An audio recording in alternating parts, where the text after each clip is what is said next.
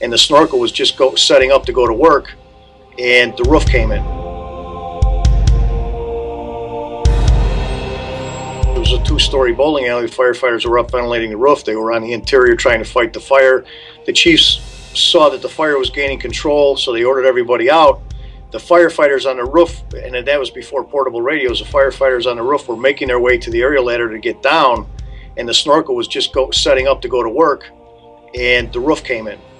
The snorkel was, because of the upper and lower boom and the way it's built, the snorkel was able to go up and over the parapet wall, and the one firefighter reached into onto the roof area and pulled the firefighter off.